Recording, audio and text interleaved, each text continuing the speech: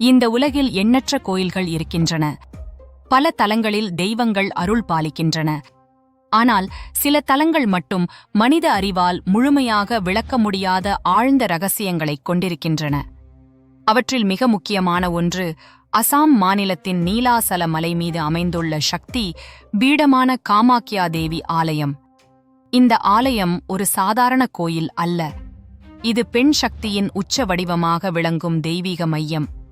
இங்கு ஆண்டுதோறும் நடைபெறும் ஒரு நிகழ்வு உலகம் முழுவதும் உள்ள ஆன்மீக தேடுபவர்களை ஆச்சரியப்படுத்துகிறது.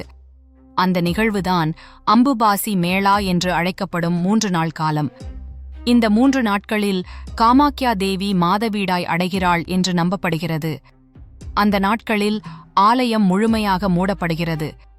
பூஜைகள் நிறுத்தப்படுகின்றன. பக்தர்கள் உள்ளே செல்ல அனுமதிக்கப்பட மாட்டார்கள். 3 நாட்கள் கழித்து கோயில் மீண்டும் திறக்கப்படுகிறது. ஏன் இந்த நிகழ்வு இவ்வளவு முக்கியமானது? ஏன் உலகின் மிக பழமையான சக்தி வழிபாடுகளில் ஒன்று இதை கொண்டாடுகிறது? இதன் பின்னால் இருக்கும் புராண வரலாறு என்ன? இதன் ஆன்மீக அர்த்தம் என்ன? அதை இப்போது ஆழமாக பார்க்கலாம். பிரபஞ்சத்தின் ஆரம்ப காலத்திலிருந்தே சக்தி வழிபாடு மனித சமூகத்தில் முக்கிய இடம் பெற்றிருந்தது. எல்லா உயிர்களுக்கும் பிறப்பளிக்கும் சக்தி பெண் சக்திதான் என்பதை பழங்கால ஞானிகள் உணர்ந்திருந்தனர்.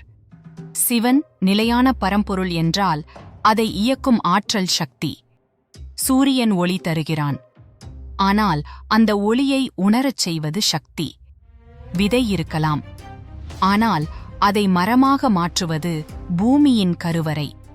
அதேபோல பரம்பொருள் இருந்தாலும் அதை வெளிப்படுத்தும் சக்தி தேவி. இதைத்தான் சக்த தத்துவம் கூறுகிறது. இந்த சக்தியின் மிக பழமையான மையங்களில் ஒன்று காமாக்யா. காமாக்யா என்ற சொல்லுக்கு பல அர்த்தங்கள் கூறப்படுகின்றன. காம் என்பது விருப்பம், படைப்பு சக்தி. ஆக்யா என்பது வெளிப்பாடு, அதாவது படைப்பின் மூல சக்தி வெளிப்படும் இடம். இந்த தலம் சக்தி பீடங்களில் மிகவும் உயர்ந்ததாக கருதப்படுகிறது. சக்தி பீடங்களின் வரலாறு தட்ச யாகம் வரை செல்கிறது. தட்சன் சிவபெருமானை வெறுத்தான். அவன் நடத்திய யாகத்திற்கு சிவனை அழைக்கவில்லை. ஆனால் தட்சனின் மகளான சதி தனது தந்தையின் யாகத்திற்கு சென்றாள். அங்கு சிவன் அவமதிக்கப்பட்டதை பார்த்து தாங்க முடியாமல் யாகக் குண்டத்தில் தன்னை அர்ப்பணித்துக் கொண்டாள். இதைக் கேட்ட சிவன் கோபத்தில் வீரபத்திரரை உருவாக்கி யாகத்தை அழித்தார். பின்னர் சதியின் உடலை தோளில் சுமந்தபடி பிரளய தாண்டவம் ஆடத் தொடங்கினார். உலகம் முழுவதும் நடுங்கியது. அப்போது மகாவிஷ்ணு தனது சுதர்சன சக்கரத்தால் சதியின் உடலை பல பகுதிகளாக பிரித்தார். அந்த உறுப்புகள் பூமியின் பல இடங்களில் விழுந்தன. அவை அனைத்தும் சக்தி பீடங்களாக மாறின. அவற்றில் மிகவும் புனிதமான இடமாக கருதப்படுவது காமாக்யா. ஏனெனில் இங்கு சதியின் யோனி பகுதி விழுந்ததாக நம்பப்படுகிறது. இதனால் இந்த தலம் படைப்பின் மூல ஆதாரத்தை குறிக்கிறது. பெரும்பாலான கோயில்களில் தெய்வத்தின் சிலை இருக்கும். ஆனால் காமாக்யாவில் சிலை கிடையாது. கருவறைக்குள் இறங்கினால் ஒரு இயற்கை பாறை அமைப்பு மட்டுமே உள்ளது. அந்த பாறை பெண் கருவறையை குறிக்கும் வடிவில் காணப்படுகிறது. அதன் நடுவில் எப்போதும் நீர் ஊறிக்கொண்டே இருக்கும். இந்த நீரே சக்தியின் உயிரோட்டமாக கருதப்படுகிறது. இந்த அமைப்பு ஒரு மிகப்பெரிய ஆன்மீக செய்தியை வழங்குகிறது. கடவுள் என்பது ஒரு உருவம் அல்ல. படைப்பை உருவாக்கும் உயிர் சக்திதான் உண்மையான தெய்வம். அந்த உயிர் சக்தி பெண் சக்தியாக வெளிப்படுகிறது. இப்போது அம்புபாசி திருவிழாவை பற்றி பார்க்கலாம். ஒவ்வொரு ஆண்டும் ஜூன் மாதத்தின் இறுதி பகுதியில் அல்லது மழைக்கால தொடக்கத்தில் இந்த விழா நடைபெறுகிறது. அசாமில் பருவமழை ஆரம்பிக்கும் நேரம் அது. பூமி முழுவதும் மழையை ஏற்றுக்கொள்ள தயாராகிறது. விதைகள் முளைக்கத் தயாராகின்றன. நதிகள் நிரம்புகின்றன. இயற்கை கருவுறும் காலம் ஆரம்பமாகிறது. இந்த நேரத்தில் காமாக்யா தேவி 3 நாட்கள் மாதவிடாய் அடைகிறாள் என்று நம்பப்படுகிறது. இந்த நம்பிக்கை வெறும் மதக்கருத்து அல்ல. இது இயற்கையின் ஆழமான சுழற்சியை குறிக்கும் குறியீடு. பெண்ணின் உடலில் மாதவிடாய் என்பது உயிரை உருவாக்கும் திறனின் வெளிப்பாடு. அதேபோல பூமியும் ஒரு தாய். மழை பெய்யும்போது பூமி கருவுறும் நிலையில் நுழைகிறது. அதனால் பூமி தாயின் மாதவிடாய் காலமாக இந்த 3 நாட்கள் பார்க்கப்படுகின்றன. இந்த நாட்களில் ஆலயம் மூடப்படுகிறது, பூஜைகள் நிறுத்தப்படுகின்றன, விவசாய பணிகளும் பல இடங்களில் நிறுத்தப்படுகின்றன. ஏனெனில் தாய் ஓய்வெடுக்கிறாள். படைப்பின் மூல ஆதாரம் தனது ஆற்றலை புதுப்பித்துக் கொள்கிறது. இது ஒரு மிகப்பெரிய ஆன்மீக பாடமாகும். இன்றைய உலகில் மனிதன் எப்போதும் ஓடிக்கொண்டே இருக்கிறான். வேலை, பணம், போட்டி, வெற்றி இவை அனைத்திற்காக ஓய்வின்றி உழைக்கிறான். ஆனால் இயற்கை வேறுபாடம் கற்பிக்கிறது. படைப்புக்குக் கூட ஓய்வு தேவை, பூமிக்குக் கூட ஓய்வு தேவை, சக்திக்குக் கூட ஓய்வு தேவை. அப்படியானால் மனிதனுக்கும் ஓய்வு அவசியம். அம்புபாசி இதை நினைவூட்டுகிறது. இந்த 3 நாட்களில் காமாக்யா கருவறையில் இருக்கும் நீர் மற்றும் சிவப்பு நிற துணி மிகவும் புனிதமாக கருதப்படுகின்றன. 3ஆம் நாள் முடிந்த பிறகு கோயில் திறக்கப்படுகிறது. அப்பொழுது பக்தர்களுக்கு சிவப்பு துணி வழங்கப்படுகிறது. இது தேவியின் அருள் பிரசாதமாக கருதப்படுகிறது. இந்த சிவப்பு நிறம் பலவற்றை குறிக்கிறது. உயிர், சக்தி, பிறப்பு, படைப்பு, அன்பு, தியாகம் இவை அனைத்தையும் குறிக்கிறது. தாந்திரீக மரபில் காமாக்யா மிக முக்கியமான மையமாகும். இந்தியாவின் பல தாந்திரீகர்கள் ஆண்டுதோறும் இந்த காலத்தில் அங்கு கூடுகிறார்கள். ஏன்? ஏனெனில் சக்தி மிக அதிகமாக வெளிப்படும் நேரமாக இதை அவர்கள் கருதுகிறார்கள். தந்திரம் என்றால் பலர் தவறாக புரிந்து கொள்கிறார்கள். உண்மையில் தந்திரம் என்பது சக்தியை உணர்ந்து அதனுடன் ஒன்றாகும் அறிவியல். மனித உடலில் இருக்கும் குண்டலினி சக்தியை எழுப்பும் பாதை. அந்த சக்தியின் மிக உயர்ந்த மையமாக காமாக்யா கருதப்படுகிறது. அம்புபாசி காலத்தில் ஆயிரக்கணக்கான சாதுக்கள், அகோரிகள், தாந்திரீகர்கள், யோகிகள் அங்கு கூடுகிறார்கள். சிலர் மௌன தியானத்தில் இருப்பார்கள், சிலர் மந்திர ஜபம் செய்வார்கள், சிலர் சக்தி சாதனையில் ஈடுபடுவார்கள். அவர்கள் அனைவரும் ஒரு உண்மையை தேடுகிறார்கள். அது வெளியில் இருக்கும் சக்தி அல்ல, உள்ளே உறங்கிக் கிடக்கும் சக்தி. காமாக்யா நமக்கு சொல்லும் மிகப்பெரிய பாடம் என்ன? பெண்மை புனிதமானது, பெண்ணின் உடல் புனிதமானது, மாதவீடாய் புனிதமானது, உயிர் உருவாக்கும் திறன் புனிதமானது. பல சமுதாயங்களில் மாதவிடாய் குறித்து தவறான கருத்துக்கள் உருவாக்கப்பட்டன. அதை அசுத்தம் என்று கருதினர். ஆனால் காமாக்யா முற்றிலும் வேறுபட்ட பார்வையை வழங்குகிறது. இங்கு மாதவிடாய் தெய்வீக நிகழ்வாக கொண்டாடப்படுகிறது. இது மிகப்பெரிய ஆன்மீக புரட்சி. ஏனெனில் உயிர் உருவாகும் சக்தியை அசுத்தம் என்று எப்படி சொல்ல முடியும்? நாம் பிறந்ததே அந்த சக்தியின் மூலம்.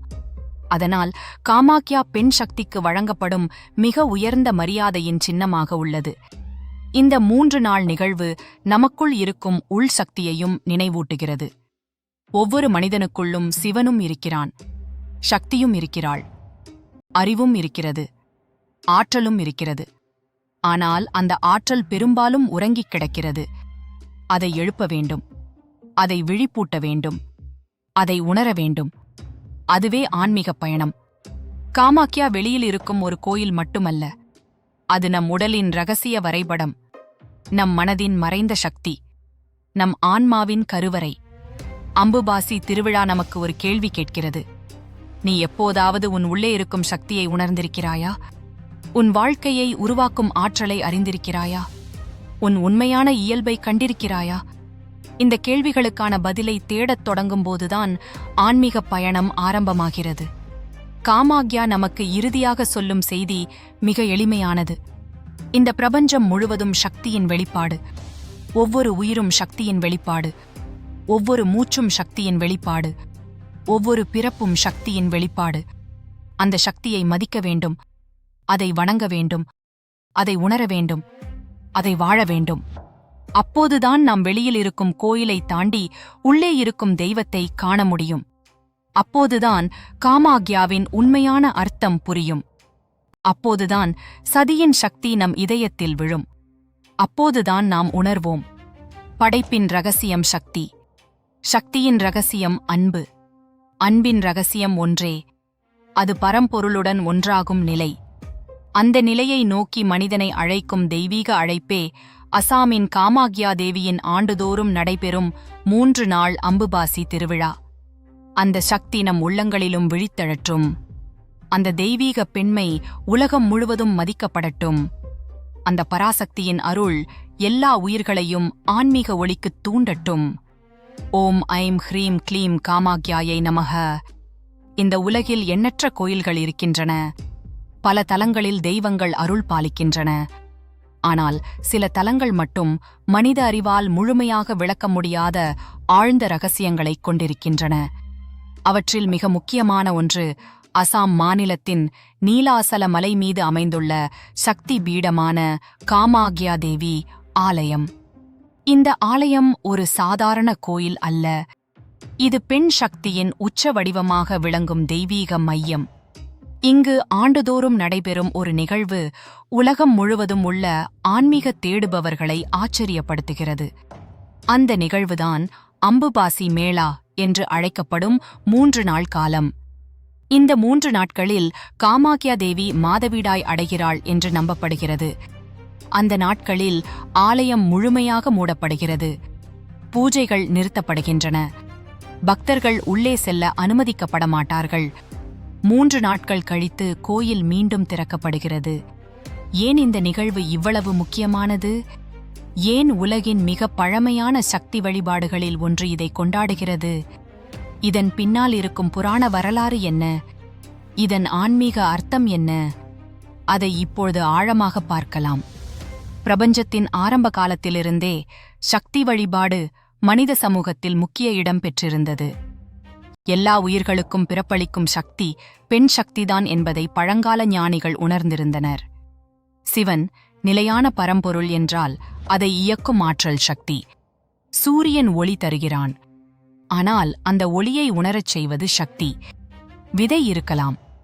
ஆனால் அதை மரமாக மாற்றுவது பூமியின் கருவறை. அதேபோல பரம்பொருள் இருந்தாலும் அதை வெளிப்படுத்தும் சக்தி தேவி. இதைத்தான் சக்த தத்துவம் கூறுகிறது. இந்த சக்தியின் மிக பழமையான மையங்களில் ஒன்று காமாக்யா. காமாக்யா என்ற சொல்லுக்கு பல அர்த்தங்கள் கூறப்படுகின்றன. காம் என்பது விருப்பம், படைப்பு சக்தி. ஆக்யா என்பது வெளிப்பாடு, அதாவது படைப்பின் மூல சக்தி வெளிப்படும் இடம். இந்த தலம் சக்தி பீடங்களில் மிகவும் உயர்ந்ததாக கருதப்படுகிறது. சக்தி பீடங்களின் வரலாறு தட்ச யாகம் வரை செல்கிறது. தட்சன் சிவபெருமானை வெறுத்தான். அவன் நடத்திய யாகத்திற்கு சிவனை அழைக்கவில்லை. ஆனால் தட்சனின் மகளான சதி தனது தந்தையின் யாகத்திற்கு சென்றாள். அங்கு சிவன் அவமதிக்கப்பட்டதை பார்த்து தாங்க முடியாமல் யாகக் குண்டத்தில் தன்னை அர்ப்பணித்துக் கொண்டாள். இதைக் கேட்ட சிவன் கோபத்தில் வீரபத்ரரை உருவாக்கி யாகத்தை அழித்தார். பின்னர் சதியின் உடலை தோளில் சுமந்தபடி பிரளய தாண்டவம் ஆடத் தொடங்கினார். உலகம் முழுவதும் நடுங்கியது. அப்போது மகாவிஷ்ணு தனது சுதர்சன சக்கரத்தால் சதியின் உடலை பல பகுதிகளாகப் பிரித்தார். அந்த உறுப்புகள் பூமியின் பல இடங்களில் விழுந்தன. அவை அனைத்தும் சக்தி பீடங்களாக மாறின. அவற்றில் மிகவும் புனிதமான இடமாக கருதப்படுவது காமாக்யா. ஏனெனில் இங்கு சதியின் யோனி பகுதி விழுந்ததாக நம்பப்படுகிறது. இதனால் இந்த தலம் படைப்பின் மூல ஆதாரத்தை குறிக்கிறது. பெரும்பாலான கோயில்களில் தெய்வத்தின் சிலை இருக்கும். ஆனால் காமாக்யாவில் சிலை கிடையாது. கருவறைக்குள் இறங்கினால் ஒரு இயற்கை பாறை அமைப்பு மட்டுமே உள்ளது.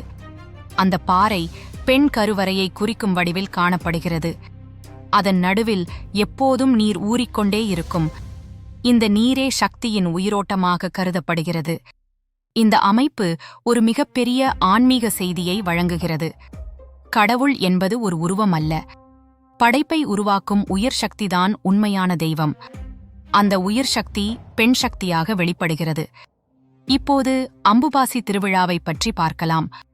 ஒவ்வொரு ஆண்டும் ஜூன் மாதத்தின் இறுதி பகுதியில் அல்லது மழைக்கால தொடக்கத்தில் இந்த விழா நடைபெறுகிறது.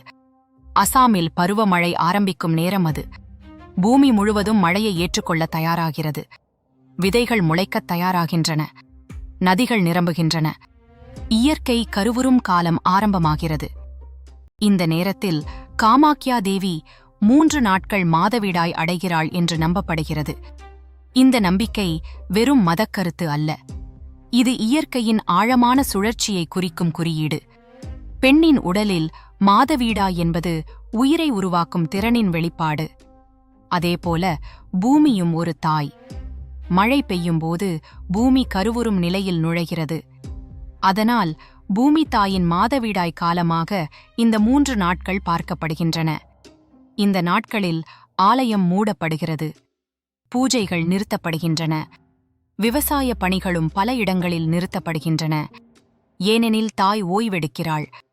படைப்பின் மூல ஆதாரம் தனது ஆற்றலை புதுப்பித்துக் கொள்கிறது. இது ஒரு மிகப்பெரிய ஆன்மீக பாடமாகும். இன்றைய உலகில் மனிதன் எப்போதும் ஓடிக்கொண்டே இருக்கிறான். வேலை, பணம், போட்டி, வெற்றி, இவை அனைத்திற்காக ஓய்வின்றி உழைக்கிறான். ஆனால் இயற்கை வேறு பாடம் கற்பிக்கிறது. படைப்புக்கு கூட ஓய்வு தேவை, பூமிக்கு கூட ஓய்வு தேவை, சக்திக்கு கூட ஓய்வு தேவை.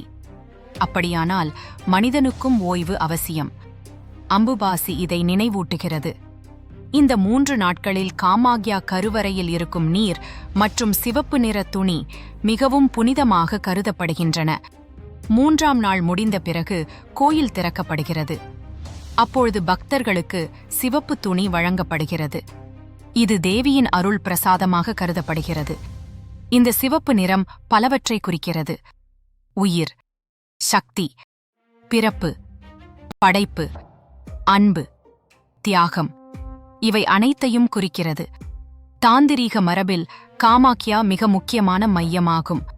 இந்தியாவின் பல தாந்திரீகர்கள் ஆண்டுதோறும் இந்த காலத்தில் அங்கு கூடுகிறார்கள். ஏனெனில் சக்தி மிக அதிகமாக வெளிப்படும் நேரமாக இதை அவர்கள் கருதுகிறார்கள். தந்திரம் என்றால் பலர் தவறாக புரிந்து கொள்கிறார்கள். உண்மையில் தந்திரம் என்பது சக்தியை உணர்ந்து அதனுடன் ஒன்றாகும் அறிவியல். மனித உடலில் இருக்கும் குண்டலினி சக்தியை எழுப்பும் பாதை. அந்த சக்தியின் மிக உயர்ந்த மையமாக காமாக்யா கருதப்படுகிறது. அம்புபாசி காலத்தில் ஆயிரக்கணக்கான சாதுக்கள், அகோரிகள், தாந்திரீகர்கள், யோகிகள் அங்கு கூடுகிறார்கள். சிலர் மௌன தியானத்தில் இருப்பார்கள், சிலர் மந்திர ஜபம் செய்வார்கள், சிலர் சக்தி சாதனையில் ஈடுபடுவார்கள். அவர்கள் அனைவரும் ஒரு உண்மையை தேடுகிறார்கள். அது வெளியில் இருக்கும் சக்தி அல்ல, உள்ளே உறங்கி கிடக்கும் சக்தி. காமாக்யா நமக்கு சொல்லும் மிகப்பெரிய பாடம் என்ன? பெண்மை புனிதமானது, பெண்ணின் உடல் புனிதமானது, மாதவிடாய் புனிதமானது, உயிர் உருவாக்கும் திறன் புனிதமானது. பல சமுதாயங்களில் மாதவிடாய் குறித்து தவறான கருத்துக்கள் உருவாக்கப்பட்டன. அதை அசுத்தம் என்று கருதினர். ஆனால் காமாக்யா முற்றிலும் வேறுபட்ட பார்வையை வழங்குகிறது. இங்கு மாதவீடாய் தெய்வீக நிகழ்வாக கொண்டாடப்படுகிறது. இது மிகப்பெரிய ஆன்மீக புரட்சி. ஏனெனில் உயிர் உருவாகும் சக்தியை அசுத்தம் என்று எப்படி சொல்ல முடியும்? நாம் பிறந்ததே அந்த சக்தியின் மூலம். அதனால் காமாக்யா பெண் சக்திக்கு வழங்கப்படும் மிக உயர்ந்த மரியாதையின் சின்னமாக உள்ளது. இந்த 3 நாள் நிகழ்வு நமக்குள் இருக்கும் உள் சக்தியையும் நினைவூட்டுகிறது. ஒவ்வொரு மனிதனுக்குள்ளும் சிவனும் இருக்கிறான், சக்தியும் இருக்கிறாள், அறிவும் இருக்கிறது, ஆற்றலும் இருக்கிறது. ஆனால் அந்த ஆற்றல் பெரும்பாலும் உறங்கிக் கிடக்கிறது. அதை எழுப்ப வேண்டும், அதை விழிப்பூட்ட வேண்டும், அதை உணர வேண்டும். அதுவே ஆன்மீக பயணம். காமாக்யா வெளியில் இருக்கும் ஒரு கோயில் மட்டுமல்ல, அது நம் உடலின் இரகசிய வரைபடம், நம் மனதின் மறைந்த சக்தி, நம் ஆன்மாவின் கருவறை. அம்புபாசி திருவிழா நமக்கு ஒரு கேள்வி கேட்கிறது. நீ எப்போதாவது உன் உள்ளே இருக்கும் சக்தியை உணர்ந்திருக்கிறாயா? உன் வாழ்க்கையை உருவாக்கும் ஆற்றலை அறிந்திருக்கிறாயா? உன் உண்மையான இயல்பை கண்டிருக்கிறாயா? இந்த கேள்விகளுக்கான பதிலை தேடத் தொடங்கும்போதுதான் ஆன்மீக பயணம் ஆரம்பமாகிறது. காமாக்யா நமக்கு இறுதியாக சொல்லும் செய்தி மிக எளிமையானது. இந்த பிரபஞ்சம் முழுவதும் சக்தியின் வெளிப்பாடு. ஒவ்வொரு உயிரும் சக்தியின் வெளிப்பாடு. ஒவ்வொரு மூச்சும் சக்தியின் வெளிப்பாடு. ஒவ்வொரு பிறப்பும் சக்தியின் வெளிப்பாடு. அந்த சக்தியை மதிக்க வேண்டும், அதை வணங்க வேண்டும், அதை உணர வேண்டும், அதை வாழ வேண்டும். அப்போதுதான் நாம் வெளியில் இருக்கும் கோயிலை தாண்டி உள்ளே இருக்கும் தெய்வத்தை காண முடியும். அப்போதுதான் காமாக்யாவின் உண்மையான அர்த்தம் புரியும். அப்போதுதான் சதியின் சக்தி நம் இதயத்தில் விழும். அப்போதுதான் நாம் உணர்வோம், படைப்பின் ரகசியம் சக்தி, சக்தியின் ரகசியம் அன்பு, அன்பின் ரகசியம் ஒன்றே, அது பரம்பொருளுடன் ஒன்றாகும் நிலை. அந்த நிலையை நோக்கி மனிதனை அழைக்கும் தெய்வீக அழைப்பே அசாமின் காமாக்யா தேவியின் ஆண்டுதோறும் நடைபெறும் 3 நாள் அம்புபாசி திருவிழா. அந்த சக்தி நம் உள்ளங்களிலும் விழித்தெழட்டும். அந்த தெய்வீக பெண்மை உலகம் முழுவதும் மதிக்கப்படட்டும். அந்த பராசக்தியின் அருள் எல்லா உயிர்களையும் ஆன்மீக ஒளிக்குத் தூண்டட்டும். ஓம் ஐம் ஹ்ரீம் க்ளீம் காமாக்யாய நமः.